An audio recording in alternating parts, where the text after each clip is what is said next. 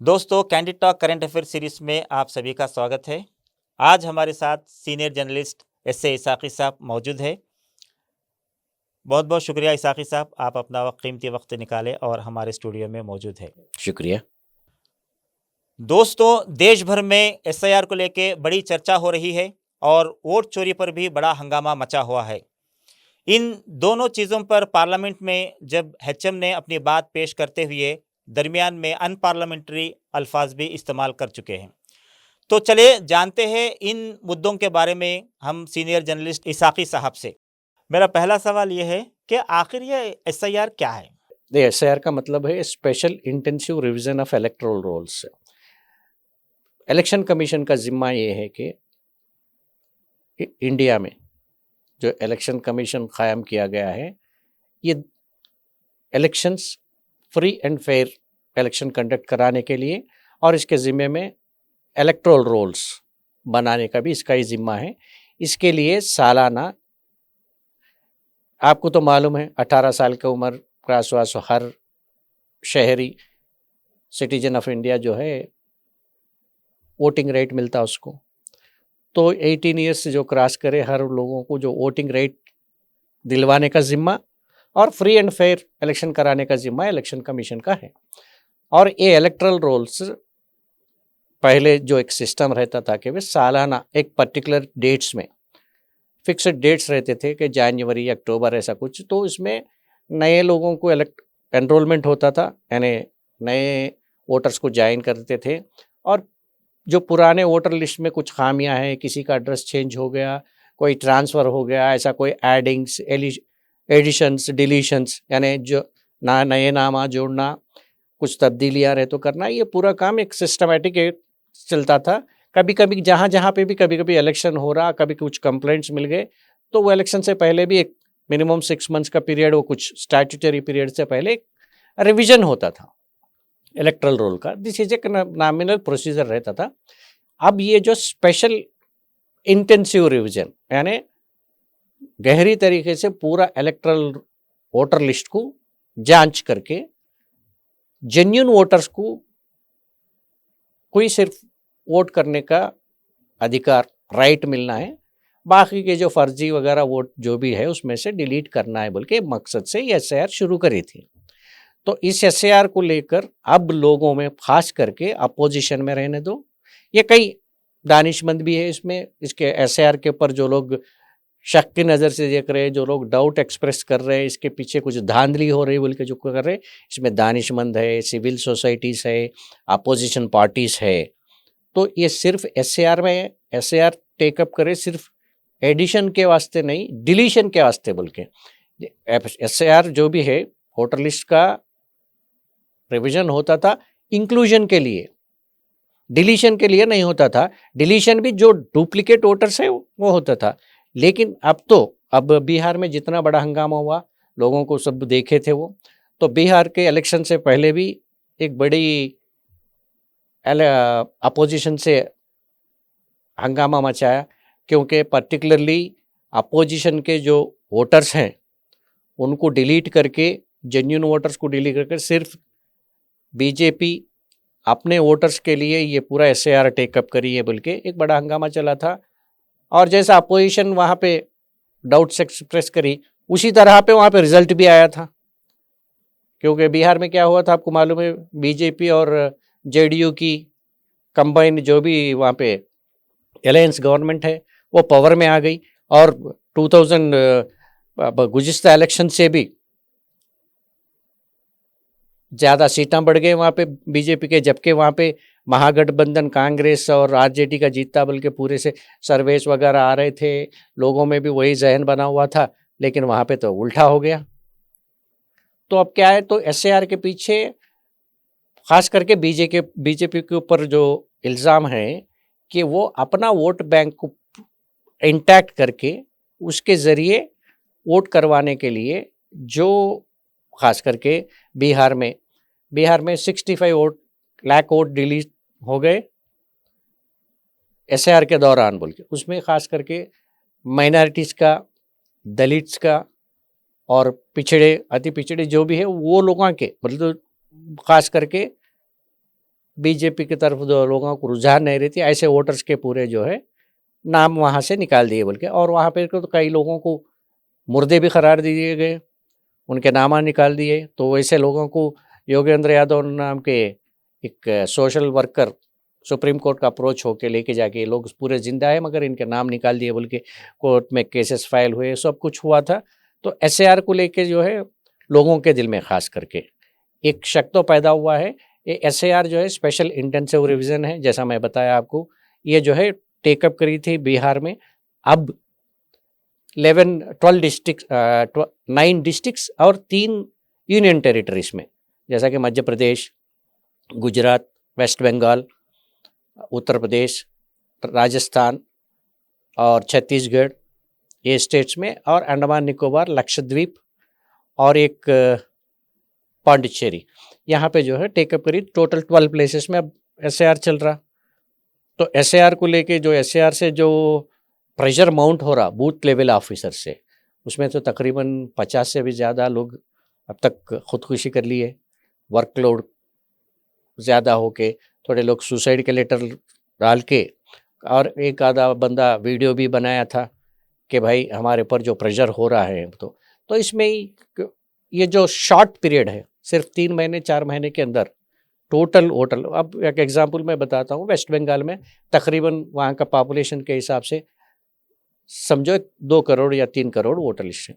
ये 3 करोड़ से ज़्यादा जो भी वोटर्स हैं उनका सबका वेरिफिकेशन स्पेशल इंटेंसिव रिजर्व में 100% जितने भी नाम हैं पूरों को वेरीफाई करना है। वेरीफाई करके उनके पास से, अब पहले क्या होता था इलेक्शन, आप अगर वोट में आप एनरोल करवा लेना बोले तो आपको 18 साल आ गए। एक आपको क्या पूछता था मैक्सिमम, आपका डेट ऑफ बर्थ क्या है।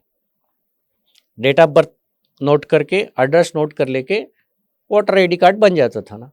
लेकिन अब एसएआर के नाम पे क्या पूछ रहे हैं आपके पास, डेट ऑफ बर्थ सर्टिफिकेट पूछ रहे हैं। और पहले तो ये बताया कि भाई हम आधार कार्ड भी कंसिडर नहीं करते। तो फिर जब सुप्रीम कोर्ट में मामला गया तो सुप्रीम कोर्ट में बताया कि बिहार के इलेक्शन एसआर के दौरान के भाई आधार कार्ड को कंसिडर करो बोल के। तो अब आपको जैसा हो गया कि भाई वोटर एसआर के नाम पे आपका सिटीजनशिप का जांच हो रही, ऐसा माहौल बन गया था। बिहार में भी बना, अब वेस्ट बंगाल में। अब वो एसआर को चैलेंज करते हुए तकरीबन all the opposition parties supreme court को रुजू हो गए। और एक आज एसोसिएशन फॉर डेमोक्रेटिक रिफॉर्म्स है, वो भी कोर्ट पे पिटीशन फाइल करे, और कोई सोशल एक्टिविस्ट फाइल करे। एक तरफ तो कोर्ट में मामला चल रहा और ये एसआर इधर से कंटिन्यू हो रही। एसआर के ऊपर जितने भी इल्ज़ाम आयत हुए थे उसके ऊपर इलेक्शन कमीशन तो कोई भी अभी तक आगे आके कोई ठोस जवाब नहीं दिया। और दूसरी बात यह है कि भाई अभी तक सुप्रीम कोर्ट इसको तो स्टे तो नहीं करी, उसमें तो कल भी मैं समझता हूँ कल और आज भी बहस हुई थी शायद, और अभी वो कंटिन्यू होने वाले। कोई इंटीरियम ऑर्डर तो अभी तक नहीं आया, एक्सेप्ट मैं जैसा बताया आधार कार्ड का ये हुआ। तो अब ये एसआर का मामला बहुत बड़ा, इसके बारे में और कुछ डिटेल्स भी अपन लोगों को नज़र में लेके आना है एसआर को लेके। और ये एसआर कराने का पावर है या नहीं है, इसको लेके भी कल पार्लियामेंट में डिस्कशन हुआ था, जो चर्चा हुई थी, सब लोग देखे होंगे। उस दौरान होम मिनिस्टर रिप्लाई देते हुए उस मामले में किस तरह से उन्होंने अनपार्लियामेंट्री वर्ड्स यूज़ करे थे, उसके बाद में जो बहस हुई वो। तो एसआर में एक गवर्नमेंट का जो भी एसआर को डिफेंड करते हुए, इलेक्शन कमीशन तो अभी ओपनली आके कुछ नहीं बोल सकते, और इलेक्शन कमीशन आके पार्लियामेंट को कुछ बोलने का भी नहीं रहता, बिकॉज इलेक्शन कमीशन का रिस्पॉन्सिबल जवाबदारी अलग है प्रेसिडेंट को, और प्राइम मिनिस्टर को इनडायरेक्टली, और प्रेसिडेंट को तो डायरेक्टली जवाब देना है वो। This is only 2 institutions where election commission अपना मौक़ूफ़ पेश कर सकती है, पार्लियामेंट में तो नहीं आती वो। और सुप्रीम कोर्ट कभी कभी नोटिस वगैरह दिए तो उसको जवाब देती। अभी तक इलेक्शन कमीशन का मौक़ूफ़ बाजू उसको एक सेपरेट एंगल में अपन देखें तो भी यहाँ पे जो गवर्नमेंट डिफेंड करने की कोशिश कर रही है वो बता रही कि भाई election commission has ever power, बोले तो उसको पूरे अख्तियारात है स्पेशल इंटेंसिव रिवीजन करने के लिए।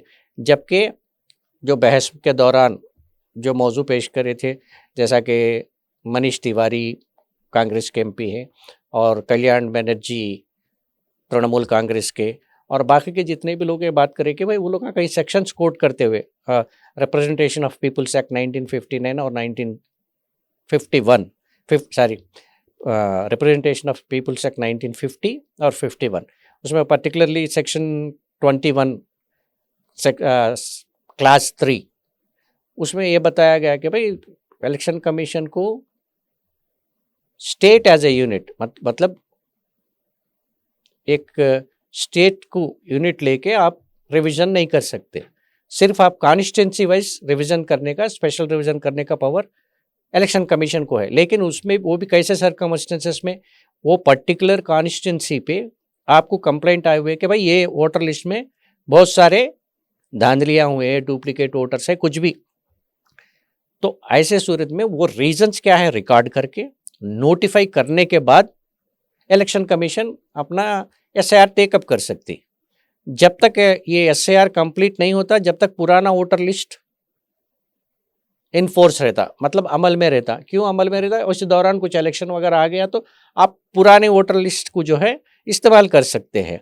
लेकिन अब ये इलेक्शन 3 महीने 4 महीने हैं, तो ये चाकू के नोक पे अब ये जो एसआईआर करा रहे, तो इस पूरे सिलसिले से ये लोगों के दिल में तो एक वहम भी नहीं बोल सकते कि भाई एक डर पैदा होगी कि अपना वोट रहता नहीं रहता बोल के। खास करके बंगाल में तो सिचुएशन बहुत अलार्मिंग है बोल के बताते हैं, क्योंकि वहाँ पे वेस्ट बंगाल में वहाँ पे सेंसिटिवनेस ये है कि भाई बंगाल से कई लोग आके वेस्ट बंगाल में इलीगल तरीके से आ गए बोल के। और पूरा अब तक ये इलेक्शन कमीशन जो एसआईआर टेकअप करने का बुनियाद क्या है, तो घुसपैठियाँ, इन्फिल्ट्रेटर्स को वीड आउट करने के लिए, मतलब उनके से साफ करके सिर्फ इंडियन सिटीजन वोट करने का राइट दिलाने का वास्ते हम एक कोशिश कर रहे हैं बोल के। जब तक अब बिहार में हुआ तो बिहार में कोई एक भी घुसपैठिया पकड़ा नहीं गया। अब वेस्ट बंगाल में चल रहा, देखेंगे उसका रिजल्ट क्या आता।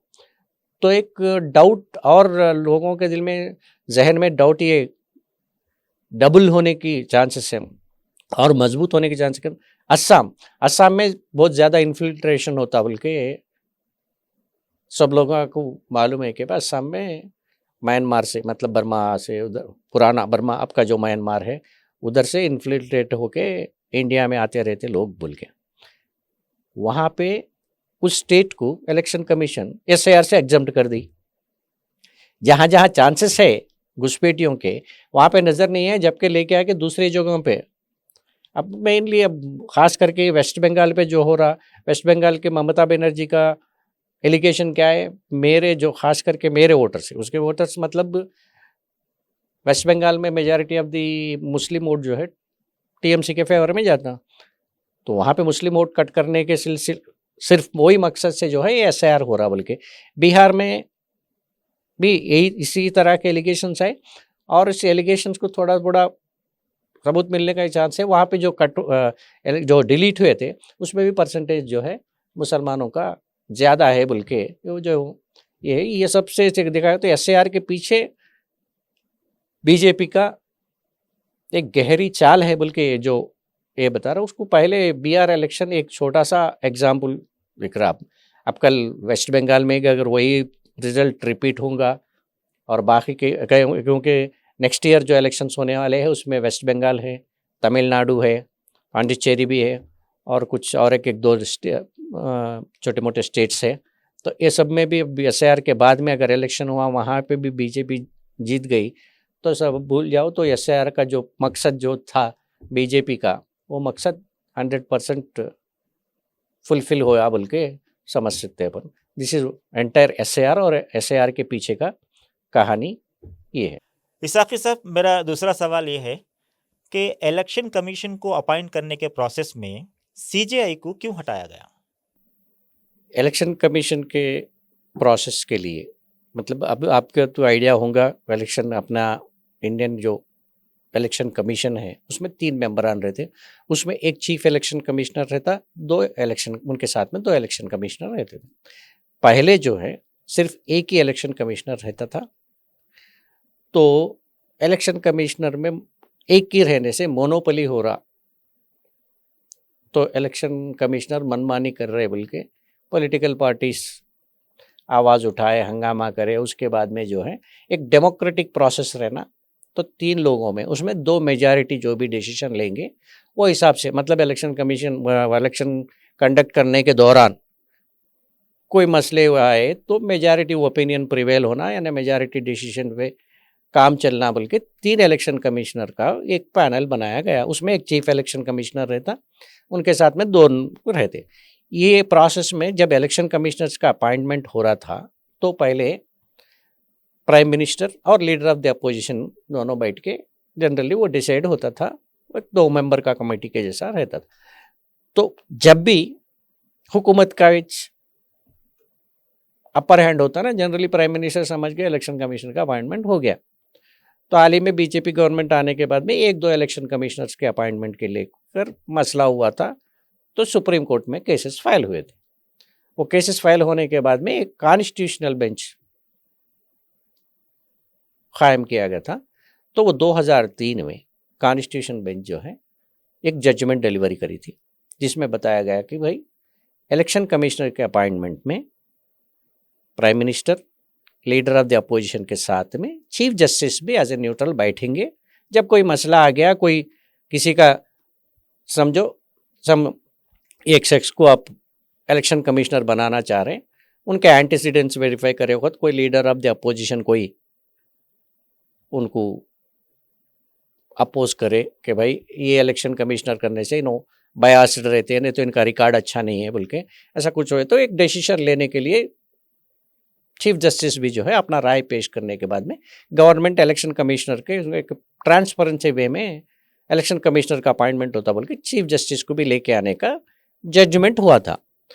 लेकिन जब 2023 में बीजेपी को तो 303 सीट थे और एनडीए को सब मिला के 340 तक था उनका तकरीबन मेजॉरिटी, उसके बल पे क्या करें, जो सुप्रीम कोर्ट का जो जजमेंट था उसको खारिज कर दिया।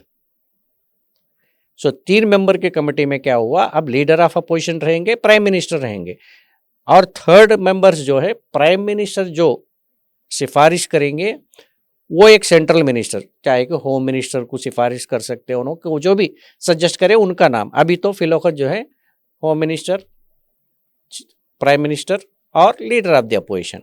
लीडर ऑफ द अपोजिशन के जब 2 हुकूमत के तरफ से हो गए तो लीडर ऑफ द अपोजिशन का कहाँ चलेंगे, सिर्फ डिसेंट नोट करते उन्होंने सो को मैं, अब जैसा कि ज्ञानेश कुमार को अपॉइंट करना चाह रही, तो लीडर ऑफ द अपोजिशन क्या करेंगे, डिसेंट नोट लिखेंगे, मैं हम इनके अपॉइंटमेंट को अपोज कर रहे हैं बोल के मैक्सिमम कर सकते हैं। उससे अगर प्रिवेल किसका होगा, हुकूमत का ही बात जो है आखिर फाइनलाइज होगा।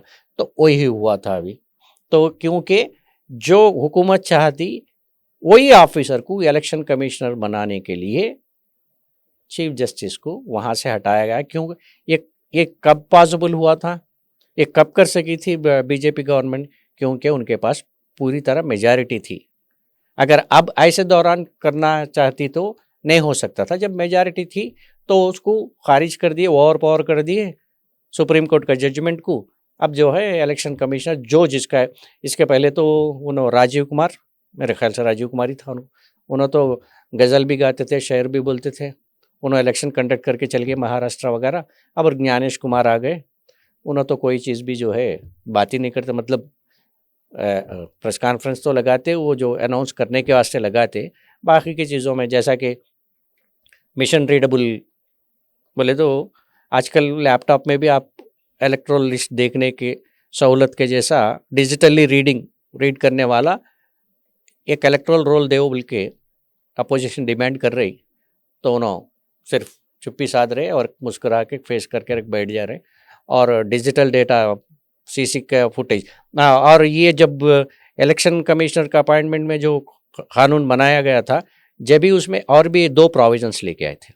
एक प्रोविज़न है कि भाई इलेक्शन कंडक्ट होते वक्त पूरा सीसी फुटेज, हर पोलिंग बूथ पे सीसी फुटेज रिकॉर्ड होता। वो इस वास्ते रखते कि भाई वहाँ पे कुछ बूथ कैप्चरिंग हो गया, कोई डुप्लीकेट वोटिंग चल रहा, ऐसा कुछ कंप्लेंट्स आए को राइज करते, पूरा प्रोसेस रिकॉर्ड होने के वास्ते। उसके ऊपर प्रोविज़न ये रखे कि भाई 45 डेज़ के बाद, इलेक्शन होने के 45 दिन के अंदर कोई भी अगर कुछ भी केस फाइल करो या कंप्लेंट नहीं करे तो उसको डिस्ट्रॉय कर दो, वो एक। और दूसरा जो है, इलेक्शन कमिश्नर जो भी सीट में बैठेगा उनके पूरा जितना पीरियड 6 इयर्स के वास्ते वो टाइम है इलेक्शन कमीशन का पीरियड, तो उसके दरियान मतलब उनका जो भी टर्म है, ऑफिस टर्म, वो ऑफिस टर्म के अंदर उनके खिलाफ में कोई कंप्लेंट करा, कोई एलिगेशंस आए, और या नहीं तो उनको वो ऑफिस से डेबिट होने के बाद, मतलब वजीफ़ा लेने के बाद में भी अगर कोई कंप्लेंट करा तो उनके ऊपर कोई क्रिमिनल केस या कोई एक्शन नहीं रहता, मतलब फुल प्रूफ ऑफ इम्यूनिटी। वहाँ कुछ भी करो आप, कोई पूछने वाला नहीं है, आप किसी को भी जवाबदारी नहीं, तुम्हारे पर कोई एक्शन नहीं होता, तो मतलब उनको फुल अब आप हुकूमत के ट्यून्स पे इलेक्शन कमिश्नर नाचने की पोजीशन पे इलेक्शन कमीशन को बना दिए गए, उतना सा प्रोटेक्शन वहाँ पे मिल गया। तो अब ये सब चीज़ें पब्लिक के नज़र में तो शक, डेफिनेटली डाउट तो पैदा होगा ना, क्योंकि अगर वो सीट पे जो भी बैठा हुआ है इलेक्शन मनमानी कंडक्ट कर दिया और उसके पर कहाँ है एक्शन तो नहीं होगा, कोई भी कंप्लेंट करे तो वो सिचुएशन है। या इसीलिए वो सीजेआई को हटाते हुए और ये 2 प्रोविजंस लेके आके बीजेपी हुकूमत एक एक्ट बना दी, तो अब सीजेआई का उसमें कोई जगह नहीं है, और लीडर ऑफ अपोजिशन का भी सिर्फ जाना और मीटिंग। अब कल राहुल गांधी को बुलाया गया जैसा कि चीफ विजिलेंस कमिश्नर और अपने इंफॉर्मेशन कमिश्नर्स का अपॉइंटमेंट का, तो जाके क्या करे, डिसेंट नोट करके आके बैठ गए। तो वही चीफ इलेक्शन कमिश्नर के साथ साथ में चंद पोस्टें हैं, जैसा लोकपाल है, चीफ विजिलेंस कमिश्नर है, विजिलेंस कमिश्नर है, ये लोग पूरे। इसमें खास करके इलेक्शन कमिश्नर वगैरह कोई सर्विस ऑफिसर्स को नहीं देते हैं, ये रिटायर होने के बाद में जो ऑफिसर्स को पोस्ट मिलते हैं, इलेक्शन कमिश्नर का, विजिलेंस कमिश्नर के पोस्ट मिलते हैं, ये पूरे क्या बोलते हैं वो बोनस पोस्टिंग्स है। तो अब ये बोनस पोस्टिंग लिए वाले किसके साथ में काम करेंगे, कैसा काम करेंगे, वो तो पब्लिक आराम से अंदाज़ा लगा सकती है, अब मैं बोलने की ज़रूरत नहीं है उस पर। तो इसाक़ी साहब, इलेक्ट्रॉनिक वोटिंग मशीन पे लोग क्यों शक व शुबा करते हैं? इलेक्ट्रॉनिक वोटिंग मशीन्स को ख़ास करके इलेक्शंस के दौरान इलेक्ट्रॉनिक वोटिंग मशीन को लेकर 2-3 वर्शंस लोगों में हैं।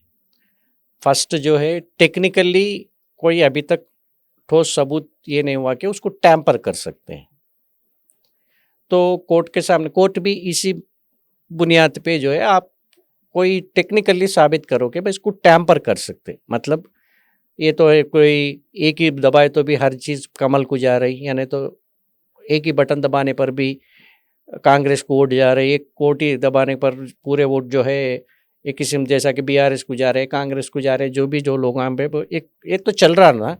लेकिन इसको एक्चुअली प्रूव करने के वास्ते कोई अब तक टेक्निकली ये प्रूव करने का कोर्ट के सामने कोई चीज़ नहीं आया। तो इस बुनियाद पे कोर्ट जो है अभी तक उस पर रोक लगाने के वास्ते कोर्ट के तरफ से कोई इक़दाम नहीं हुए, क्योंकि कोर्ट के पास सामने कोई टेक्निकल सबूत नहीं है। पॉलिटिकल पार्टीज़, खास करके जो भी पॉलिटिकल पार्टीज़ हैं, वो पॉलिटिकल पार्टीज़ इसके ऊपर जो ये कर रहे, तो वहाँ पे 2 आर्गुमेंट्स आते हैं कि भाई, सपोज़ बीजेपी का आर्गुमेंट ये है कि भाई आप इलेक्ट्रॉनिक वोटिंग मशीन में अगर हम कुछ धांधली कर सकते तो आप तेलंगाना में कैसा जीतते, ये कांग्रेस को सवाल करती है। इसी सवाल बीजेपी की तरफ से तृणमूल कांग्रेस को भी जाएगा, डीएमके को भी तमिलनाडु में पूछ रहे, जहाँ पे भी ये है। अब जहाँ पे ये पार्टी हार गई, वो लोग बीजेपी के ऊपर इल्ज़ाम लगे यहाँ पे कुछ वोटिंग मशीन में ये करे बोल गए। तो इसको साइंटिफिकली प्रूव करने के वास्ते कोई चीज़ अभी तक ना, जो भी कंप्लेंट कर रहे, जो भी ये इल्ज़ाम कर रहे, इल्ज़ाम उठा रहे, लोग कोई टेक्निकली कोई सबूत पेश नहीं करे। So technical point of view में इलेक्ट्रॉनिक मशीन का यूसेज को अब बैन नहीं करने के वास्ते सुप्रीम कोर्ट के पास कोई ऐसा चांस नहीं है, एविडेंस नहीं है। तो ये वन थिंग है। हाँ, अब इलेक्ट्रॉनिक मशीन में जैसा कि पुराने ज़माने में, इसको थोड़ा गहरी से समझना पड़ेगा। एक बात है कि भाई बीजेपी का आर्गुमेंट कोई काउंटर करने का, जैसा कि अब निर्मला सीतारामन है, उनके husband Parkal Prabhakar is an intellectual भी है, और ख़ास करके ये जो वोट चोरी के ऊपर उन्होंने बहुत कुछ वर्क कर रहे हैं। तो उनका आर्ग्यूमेंट क्या है कि आप कुछ छोटे छोटे स्टेट्स बीजेपी छोड़ देती कि भाई ये बहाना बताने के लिए, मगर जहाँ एमपी का नंबर बहुत बड़ा है वहाँ पे बीजेपी पूरा जो है कायम, जैसा कि उत्तर प्रदेश है वहाँ पे 80 एमपी सीट्स है, तो अब तो कम हुआ, लास्ट टाइम तो 75 सीट्स आए थे उसको, वो जैसा ही उसके बाद नेक्स्ट स्टेट एमपी सीट्स ज़्यादा है, तो स्टेट्स कौन से हैं? उत्तर प्रदेश, बिहार, महाराष्ट्र, उसके बाद में वेस्ट बंगाल, और वो ऐसा देखा गया तो तमिलनाडु। बाकी के स्टेट्स में 20-25 वो जो है, लेकिन ये सब स्टेट्स मिला लेके 270 तक पूरे नॉर्थ में जो भी स्टेट्स हैं वो स्टेट्स में जो है हर जगह भी एक्सेप्ट तमिलनाडु साउथ में छोड़ दिया, और बाकी के जहाँ पे नंबर सीट्स है वेस्ट बंगाल छोड़ दिए, तो महाराष्ट्र बीजेपी के हाथ में है, बिहार बीजेपी के हाथ में है, उत्तर प्रदेश बीजेपी के हाथ में है, मध्य प्रदेश बीजेपी के हाथ में है, राजस्थान बीजेपी के हाथ में है। 6 मेन स्टेट्स में आप में majority of the MP seats किसके हाथ में है? बीजेपी के हाथ में है। तो प्रभाकर का आर्गुमेंट एक है कि भाई आपको छोटा सा बिस्किट का पीस डालेंगे, मतलब एक बिस्किट फेंकेंगे, मगर सारा पूड़ी जो है उन्होंने खा जाएंगे, तो उनका आर्गुमेंट है। ये आर्गुमेंट में भी थोड़ा सा मतलब आर्गुमेंट में दम है, मगर साइंटिफिकली प्रूव नहीं कर सकते, तो दिस इज़ वन थिंग। और दूसरी और एक पुराना ज़माने में जाएंगे जब बैलेट पेपर रहता था, बैलेट पेपर के ज़माने में क्या होता था, खुलेआम रिगिंग करना पड़ता था, तो और नहीं बोले तो बैलेट पेपर्स के जो बैलेट बॉक्सेस का एक्सचेंज हो जाता बोल के कंप्लेंट रहती थी। मतलब आप बैलेट बॉक्सेस लेके जाके स्ट्रांग रूम में रखें, जो हुकूमत में है पार्टी, और रात रात बॉक्सेस एक्सचेंज कर दे के नंबर लेके आके, तो ऐसा चीज़ वो चीज़ यहाँ पे भी होने के चांसेस हैं। इलेक्ट्रॉनिक वोटिंग मशीन को तो वहाँ पे वोटिंग तो हो गया, और रात रात वोटिंग मशीन चेंज कर दिए, क्योंकि परसों भी बिहार के इलेक्शन में रात रात जो है 1-2 पोलिंग स्ट्रांग रूम्स के पास एम्प्टी ट्रक्स अंदर पहुंच गए, ये गड़बड़ हुआ था। और उत्तर प्रदेश के इलेक्शन के दौरान तो लखनऊ में कई बैलेट ईवीएम्स लेके जा रहे, सो मशीन्स पकड़े थे। ये पूरे जो रूलिंग पार्टी के ऊपर इलेक्ट्रॉनिक वोटिंग मशीन्स को लेके टेक्निकली प्रूव तो नहीं कर सक रहे होंगे, मगर उसमें कुछ ना कुछ धांधली होने की, और उससे सबसे बढ़ के ये जो ये डुप्लीकेट वोटिंग जो हो रहा ना, जैसा कि परसों बिहार के इलेक्शन में भी आप देखे होंगे कि एक ही बीजेपी लीडर हरियाणा के इलेक्शन में भी वोट करे, दिल्ली के इलेक्शन में भी वोट करे, फिर लेके आके बिहार में भी उन्होंने वोटिंग करी। ये पूरा सोशल मीडिया पे चला था ना, चंद 5-6 नोटेड लीडर्स के बीजेपी के, और इसी तरीके से और ट्रेन में स्पेशल ट्रेन्स चला के वोटर्स को लेके गए, तो इसमें डुप्लीकेट वोटर्स ये पूरे जो है, अगर बैलेट पेपर तो पर्टिकुलरली आप पकड़ के लेके जा रहता, बैलेट पेपर हाथ में रहता, वोटर आईडी रहता, ये सब कुछ रहता, थोड़ा सा रोकने के वहाँ पे भी चांसेस, जितने चांसेस माल प्रैक्टिस करने के लिए बैलेट पेपर में है उतने भी चांसेस तो टेक्निकली होंगे, मगर वो प्रूव तो नहीं हो रहे ना। तो इसीलिए लोगों को तो अब कल जो बहस हुआ था पार्लियामेंट में, तो ये पूरे जो अपोजिशन के पार्टी अगर बीजेपी को ईवीएम में कोई धांधली नहीं कर रहे, इसमें कोई माल प्रैक्टिसेस नहीं हो रहे बोले, तो ये जो इलेक्शंस होने वाले हैं नेक्स्ट ईयर, वहाँ पे तो आप बैलेट पेपर इस्तेमाल करके देखो। अगर वहाँ पे भी अगर बीजेपी जीत गई तो हम मान लेंगे कि भाई ईवीएम में आप कोई गफला नहीं कर रहे हैं, तो ये भी पेशकश करे थे, देखेंगे। लेकिन एक तो है ईवीएम टेक्निकली कोई प्रूव करने के वास्ते अभी तक तो नहीं मिला कोई एविडेंस। हो सकता है कि भाई आइंदा दिनों में कोई ना कोई आके सामने पेश करेंगे। ये जो अमेरिका में वहाँ पे यहाँ पे दिखा, ये पूरे जो है उसको कंसिडर भी नहीं करी सुप्रीम कोर्ट, और सुप्रीम कोर्ट में ठोस सबूत के दौरान कोई कंक्रीट भी पेश कोई नहीं केस करे भी ना। फाइल नहीं किया। नहीं, केसेस तो हैं, पूरे केसेस जो खास करके ईवीएम पे जितने भी केसेस अब तक हुए थे, केसेस में पहले ही जजमेंट दे के टेक्निकली प्रूव नहीं हुआ बोल के, बाद में कई केसेस आ गए, तो we already we delivered the judgement, और बार बार हम इस चीज़ के बारे में नहीं होते बोल के 1-2 पिटिशनर के ऊपर जुर्माना डालने की भी कोशिश करी है और वो थोड़ों को वार्निंग दे के कर दी। तो अब उसके सिलसिले में जो है ईवीएम पे, लेकिन कोई ना इधर ना उधर, इधर कुछ ना कुछ तरीके से जो है ईवीएम का मामला सुप्रीम कोर्ट के सामने तो ही जा रहा, मगर इनडायरेक्टली डायरेक्टली नहीं तो भी। तो देखना चाहिए क्या होता, मगर ईवीएम के ऊपर तो लोगों के ऊपर भरोसा तो हट गया है, दैट्स इट, वहाँ तक तो हम कह सकते हैं। इसाकी सर, आजकल देखा जा रहा है कि कोई भी हुकूमत हो, इलेक्शन से पहले लोग कोई भी नया स्कीम बना के लोगों के खातों में पैसे जमा कर दिया जा रहा है। ये कौन सा ट्रेंड है? एक नया ट्रेंड आजकल जो देखा रहा, बिहार के इलेक्शन के बाद में तो ये बहुत कुछ मंजर पे आ गया था। एक्चुअली मनी ट्रांसफ़र स्कीम, ये मनी ट्रांसफ़र स्कीम जो है, जो भी वेलफेयर स्कीम्स हैं, तो इसमें इनफिल्ट्रेट नहीं होना। मतलब अब एक गवर्नमेंट एक स्कीम अनाउंस करी है कि भाई गरीबों को हर घर को कुछ रेशन पहुंचाना है, उसके लिए 500 रुपये महीना देना है, कुछ ऐसा एग्जाम्पल मैं बता रहा हूँ, देना है बोले तो अगर 500 रुपये कोई ऑफिसर के ज़रिए या कोई सिस्टम के ज़रिए पहुंचा दिए तो प्रॉब्लम ये होता है कि भाई उसमें से 400 पहुंचेंगे, 300 पहुंचेंगे, तो सिस्टम निकाल के अब डायरेक्ट बेनिफिट ट्रांसफ़र बोल के जो भी है उसको डायरेक्ट पैसा पहुंचेगा। तो वो जनधन खाता बाद में हुआ था, उससे पहले भी जो स्कीम्स ये पूरे आंध्र प्रदेश में भी शुरू है, तेलंगाना में भी शुरू है, जैसा रईतु बंधु है अपने के एग्जाम्पल बताएंगे, पेंशन्स आ गए, पेंशन्स जो दे रहे हैं वो इस स्कीम के ज़रिए से जो है मनी ट्रांसफ़र, मतलब डायरेक्ट बेनिफिट स्कीम एक ये हो रहा। इसको इलेक्शन से पहले इंट्रोड्यूस करने का आप तेलंगाना में भी शुरू हुआ था, आपको याद होगा 2018 इलेक्शन से पहले। 2018 में अक्टूबर में इलेक्शंस हुए थे, मई में यहाँ पे रईतु बंधु स्कीम अनाउंस हुआ था तेलंगाना में, पर एकड़ 4,000 रुपये फार्मर्स को देने का। उसके बाद 18 का रिजल्ट क्या हुआ, बम्पर मेजॉरिटी से तेलंगाना में केसीआर की हुकूमत दोबारा आ गई थी, इलेक्शन में जीत के आ गई थी। सिमिलर पेंशन्स बढ़ाने का अनाउंस करके 2019 इलेक्शंस में जो है वहाँ पे जगन मोहन रेड्डी आए थे, उसके बाद इमीडिएट हुए थे इलेक्शंस में। लेकिन हाल ही में 2024 इलेक्शंस में चंद्रबाबू नायडू का जब इलेक्शन कैंपेन चला था, चंद्रबाबू वहाँ पे 3,000 रुपये पेंशन मिल रहा था, ओल्ड एज पेंशन, और बाकी के लोगों को 4,000 3,000 जो भी फिगर था, उसमें हर एक पेंशन पे 1,000 रुपये का इजाफा कर दिया उन्होंने।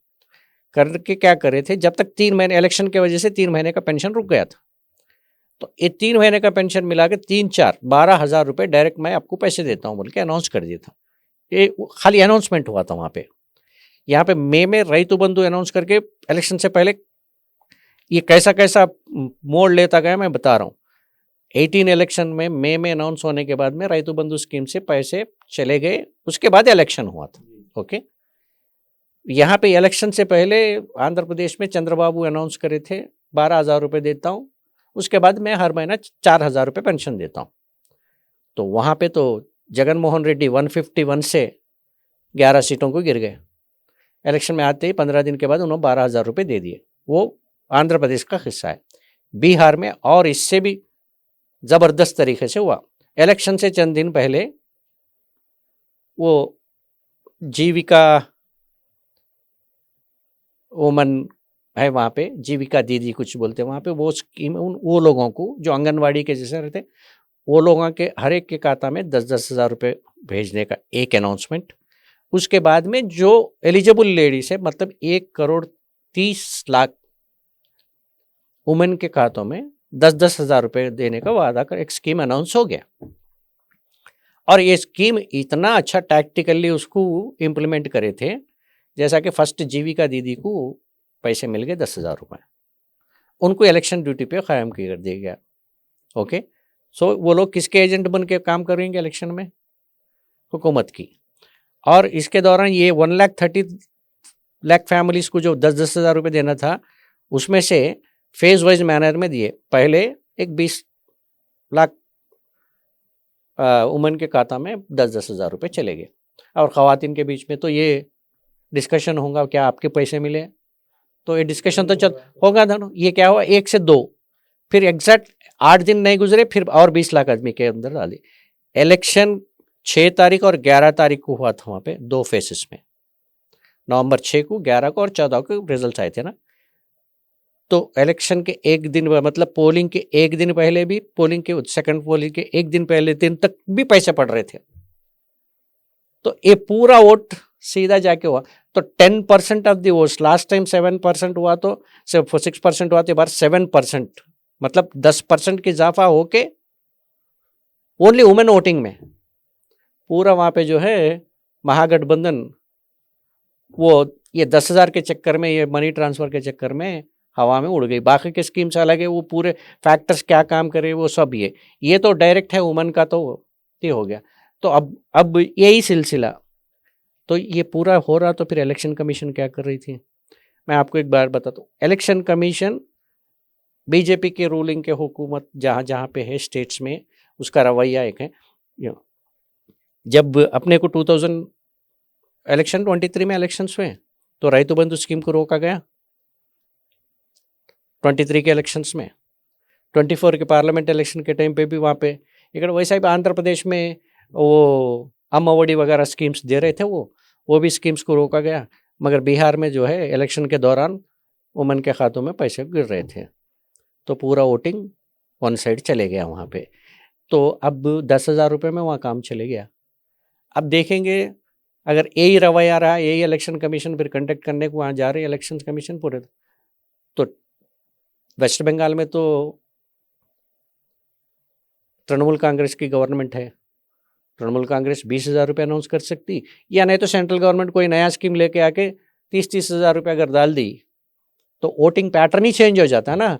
तो कोई ज़रूरत नहीं, हुकूमत के कैश, आपका मेरा टैक्स का मनी लेके हुकूमत जहाँ पे बैठी हुई है, जो रूलिंग पार्टी जो है, वो वोट बाज़ हफ्ता ख़रीद के हुकूमत फिर वापस लेके आ रही। ये एक नया ट्रेंड है।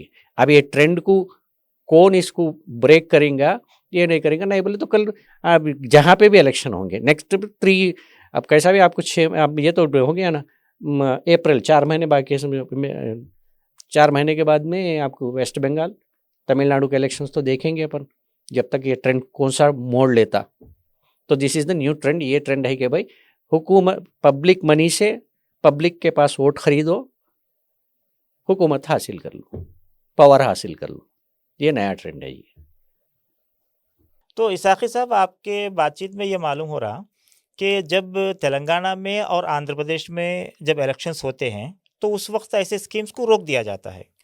जब यही स्कीम्स बिहार में इलेक्शंस होते हैं तो उन्हें पैसा दिया जाता है, उनके खातों में पैसे दिए जाते हैं। तो खास करके ओवरऑल नटशल मेरा बोलने का मतलब यही है, और अपोजिशन भी जो गड़बड़ कर रही तो यही बात पे, इसको कौन रोकना है? एक्चुअली रोकने की जिम्मा जो है इलेक्शन के दौरान कोई भी स्कीम इम्प्लीमेंट, अगर इलेक्शन से पहले कोई स्कीम चलते आ रहा तो उसको जो है रोकने की पावर इलेक्शन कमीशन को नहीं रहती। जैसा कि ओल्ड एज पेंशन्स दे रहे हैं आप, एक दौरान 10 साल से दे रहे, 5 साल से दे रहे, तो वो स्कीम कंटिन्यू कर सकते, उसको रोकने की इख्तियार इलेक्शन कमीशन को नहीं रहती।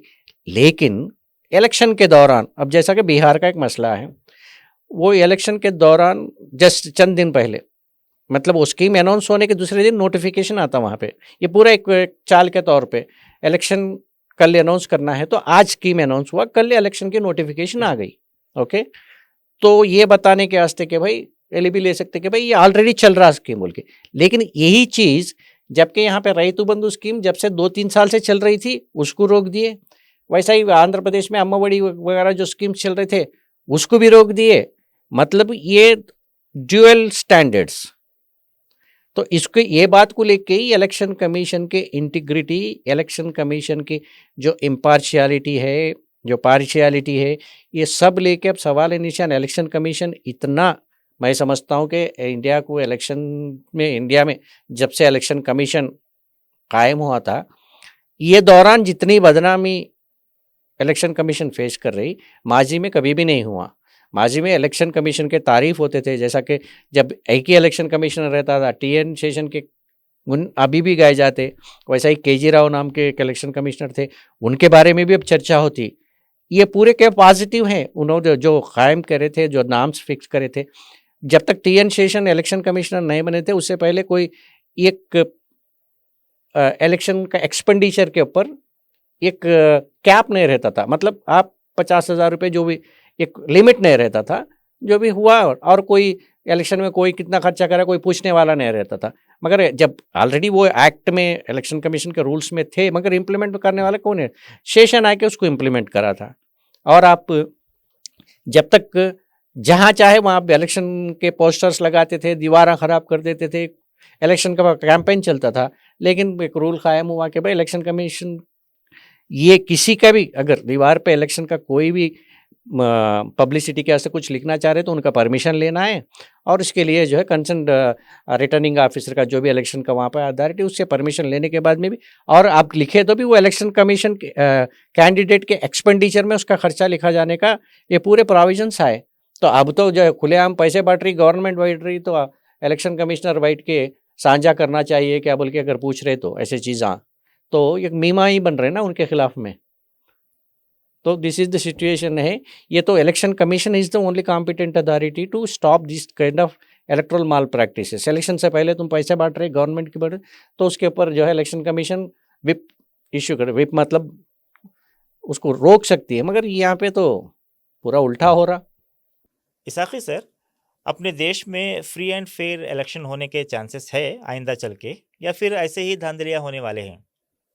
एक्चुअली अब जो अपने मुल्क में जो मौजूदा जो इलेक्शन के जो लॉस वगैरह है, ये पूरे जो है अच्छे से मजबूत लॉस है, मगर इसमें जो है लैक ऑफ विल, मगर इसे फ्री एंड फेयर इम्प्लीमेंट करने का विल पॉलिटिकल पार्टीज के पास नहीं है पर्टिकुलरली, इसीलिए ये धांधलियाँ जो है आपको सामने नजर आ रही।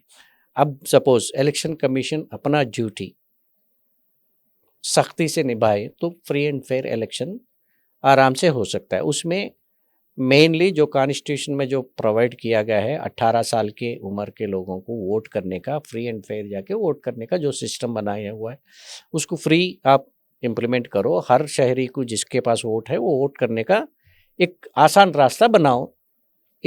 और जैसा आप स्कीम्स में बताया था जो है आखिरी मिनट तक ये कैश ट्रांसफ़र स्कीम्स ये जो भी है, इसके ऊपर अगर इलेक्शन के दौरान ये अनाउंस हो रहे कुछ कर रहे तो इसको जो है रोको।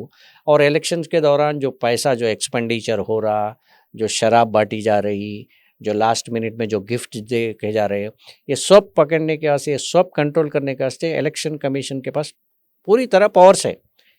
कैसा है पावर से बोले तो आप इलेक्शन कमीशन जैसा ही इलेक्शन होता पूरा एंटायर स्टेट की मिशनरी, कंट्री लेवल पे हो तो लोकसभा तो पूरा देश की मिशनरी इलेक्शन कमीशन के हाथ में आ जाती। मिशनरी का मतलब है पुलिस उनके हाथ में है, रेवेन्यू उनके हाथ में है, हर चीज़ भी उनके हाथ में है, इवन बल्दिया भी उनके हाथ में चले आता। मतलब अगर कुछ करना चाह रहे तो बल्दिया भी नहीं कर, सिर्फ साफ सफाई के अलावा, और कुछ करना चाहे तो वो पीरियड में तकरीबन 100 दिन का टाइम इलेक्शन कमीशन के पास रहता। मतलब हर मूवमेंट के ऊपर उन वॉच करके कंटिन्यू कर सकती। लेकिन इलेक्शन कमीशन जैसा मैं बताया ना, जब हुकूमत के ट्यून्स पे अगर ना रहे तो वो डेफिनेटली पार्टीजान एटीट्यूड आ जाता। हुकूमत में है सो पार्टी की तरफ जो है रुझान ज़्यादा रहता। ये जो अपोजिशन को ये करना, तो अपोजिशन नेचुरली दूसरे तरीका ढूंढती कि भाई कैसा हुकूमत में आए, पैसे लाए, कुछ लाए करने का ये चांसेस रहता। तो इसी सिलसिले में इसीलिए अब इलेक्ट्रल रिफॉर्म्स के बारे में भी परसों 2 दिन का जो चर्चा हुआ था, वहाँ पे 2-3 सुझाव भी आए थे जो इम्प्लीमेंट करने के लायक है। जैसा कि इलेक्शन कमिश्नर के अपॉइंटमेंट्स के सिलसिले को ही लेकर अब 3 मेंबर का कमेटी है, जिसमें 2 मेंबर जो है हुकूमत के साइड से ही हैं। एक लीडर ऑफ अपोजिशन का कोई बात तो है नाम के वास्ते, तो लेकिन अब सुझाव जो पेश हुआ था उसमें जो है 5 मेंबर की कमेटी बनाओ, जिसमें प्राइम मिनिस्टर होंगे, चीफ जस्टिस ऑफ इंडिया होंगे, leader of opposition in Lok Sabha एक होगा member, leader of opposition Rajya Sabha भी, और एक आपका कैबिनेट मिनिस्टर जो भी लगाएंगे लगे। तो 5 मिनट होगा तो उसमें जो मेजॉरिटी ओपिनियन प्रिवेल होता। तो जब एक और इलेक्शन कमीशन को भी ये रहता कि भाई नेक्स्ट और प्रोविजंस लेके आओ। इलेक्शन कमिश्नर अगर अपने पीरियड के दौरान कुछ धांधलियाँ करे या कुछ उनके ऊपर इंक्वायरी कर सकते, ऐसा कुछ उनके दिल में भी नहीं मैं कुछ लाइन क्रॉस करूं, बॉर्डर लाइन क्रॉस करूं तो मेरे ऊपर मुसीबत आने वाली है, बल्कि उनको एक कंट्रोल करने का ये रहता है एक। और दूसरी और एक सुझाव सामने आई कि भाई अगर आप ईवीएम को रोक नहीं सक रहे, बैलेट पेपर लेके आके इलेक्शन नहीं कंडक्ट कराना चाह रहे तो 100% वीवीपैट का मतलब आप मालूम है, जब आप बटन दबाएंगे ईवीएम पे तो एक छोटा सा स्लिप आती है, उस स्लिप में जो है आपको दिखा देता है आपको किसको वोट कर रहे हैं, आपको समझ में मतलब यकीन कर सकते कि भाई मैं फलाना पार्टी को। तो ये पूरे जितने भी वीवीपैट्स है, ये भी वोटिंग मशीन में सपोज 100 वोट गिरे थे तो ईवीपैट भी 100 है नहीं है, तो 100 में कौन से पार्टी के कितने हैं उसी दिन उसको करो बोल के एक सुझाव आता। और इलेक्शन मिनिमम कंटेस्ट करने का एज जो है अब 25-21 ऊपर का साल का एग्जैक्टली, अब 18 साल करो मिनिमम। 18 साल से जो है 18 साल जो भी क्रॉस हुआ, जैसे कि उसको 18 साल क्रॉस होने के बाद वोटिंग राइट मिल रहा, तो 18 साल के बाद इलेक्शन कंटेस्ट करने का भी प्रोविजन बनाओ, तो यंगस्टर्स आते बोल के। लेकिन इसके ऊपर भी दो राय पेश हुआ कि भाई यंगस्टर्स है, जो ज़्यादा रहता एक्सपीरियंस नहीं रहता तो कुछ हार्श डिसीजन लेते हैं जिसकी वजह से प्रॉब्लमेटिक होता है। सब ये सब एक अलग और एक भी आया कि प्रोपोर्शनेट रिप्रेजेंटेशन का मतलब ये है कि भाई इलेक्शन होगा लेकिन जो पार्टी को जितना परसेंटेज ऑफ वोट्स आया वो हिसाब से सीटा बांटे जाएंगे।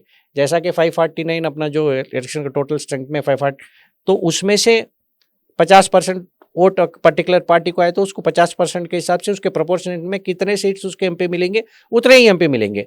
10% आइस वाले को 10% के हिसाब से एमपीस मिलेंगे, ये प्रोपोर्शनेट। लेकिन ये इंडियन डेमोक्रेसी के लिए जो कोएलिशन गवर्नमेंट्स है उसके वजह से पूरा कोई डिसीजन लेने में प्रॉब्लम होता है, ये बोल के इसके खामियां भी है खूबियां भी है।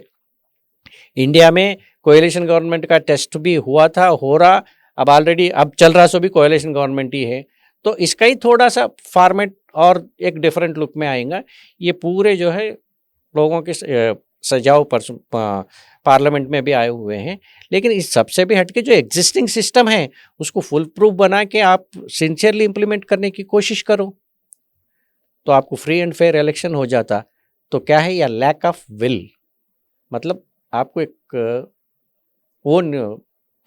क्या बोलते हैं आपके एक नियत बनाओ कि भाई मैं फ्री एंड फेयर इलेक्शन करवाता हूँ, उसके ज़रिए जीतता हूँ बोल के। जैसा आप अपने इसके दौरान आप बता रहे थे कि भाई एक बात कर रहे थे आप कि वोटर लिस्ट को आप फिर वोटर लिस्ट के बारे में जो अब रिव्यू के दौरान मतलब रिवीजन के दौरान अगर कोई मेरा पुराना वोटर कार्ड बता रहा है तो उसको भी जो है कंसिडर नहीं कर रहे बल्कि। तो आप एक अच्छी बात बोले थे, क्या बोले थे कि जिस वोटर के आइडिया के बुनियाद पे मैं वोट करा था उसके बारे में आपकी हुकूमत पावर में आ गई, आपकी पार्टी हुकूमत में आ गई, मतलब आप उसको आप कंसिडर नहीं कर रहे बोले तो आपकी हुकूमत को भी मैं कंसिडर नहीं कर सकता हूँ बल्कि आपका आर्गुमेंट था ना। तो फिर वही होगा ना, कल के दिन जो है आप मेरे को वोटर आईडी कार्ड दिए थे, voter ID card identity card के जैसा यूज़ होता है हर चीज़ के बारे में। जब आज वोटर का रिवीजन बता रहे तो मेरा डेट ऑफ बर्थ प्रूव करने का वास्ते मेरा voter ID card is invalid बता रहे, मेरा आधार कार्ड इनवैलिड बता रहे, आप मेरा पासपोर्ट इनवैलिड बता रहे, ये सब आप उसको कंसिडर ही नहीं कर रहे। तो आप जैसा बोले जैसा लेकिन एक सिस्टम आप एक जगह रखो, आप जैसा कि पूरे घुसपैठियों की वजह से बोले आप इतने घुसपैठियाँ मिल गए मेरे को रिवीजन में बोल के आप अनाउंस कर दो, उसको लेके आके रखो। लेकिन ये पूरा जो है एक विशेष सर्किल के जैसा आप करके आप ही कर रहे हैं, उसमें धांधलियाँ जो भी है वो आपको ही मालूम है। लोगों को जो भी लोग चीख पुकारा कर रहे हैं, अपोजिशन चीख पुकारा कर रहे, उन्होंने जो है एक मुस्कुराते हुए बैठी हुई इलेक्शन कमीशन, तो डेफिनेटली पब्लिक का जो है उम्मीद उड़ जाता है उसमें से। तो डेमोक्रेटिक सिस्टम उम्मीद पे कायम होकर रहती, पब्लिक ट्रस्ट के ऊपर चलती, तो वही ट्रस्ट को ख़त्म कर रहे रूलिंग पार्टी और इलेक्शन कमीशन बोले तो डेफिनेटली पब्लिक में भी जो है एक अप्रोर शुरू होता, वो कब फटता इंतज़ार करेंगे। तो दोस्तों चलिए आज इसाक़ी सर से हम बहुत सारे मालूमात किए हैं पॉलिटिकल के ताल्लुक़ से, SIR के ताल्लुक़ से और वोट चोरी के ताल्लुक़ से। तो हम इसी तरह हर नए एपिसोड के साथ हम हमेशा आपसे मिलते रहेंगे और ढेर सारा प्यार आपसे समेटते रहेंगे। तब तक के लिए हमें सबको इजाज़त दीजिए। इसाक़ी सर बहुत बहुत शुक्रिया आपका, आपने बहुत अपना कीमती वक्त निकाल के आप यहाँ पे स्टूडियो में पहुँचे और इसी तरीके से हम लोगों के नॉलेज में और इजाफ़ा पहुँचाते हुए नए एपिसोड करते रहेंगे। उम्मीद है कि हमारे ये एपिसोड आपको ज़रूर पसंद आते होंगे और ज़रूर आप हमें सब्सक्राइब करिए, शेयर करिए और लाइक करिए।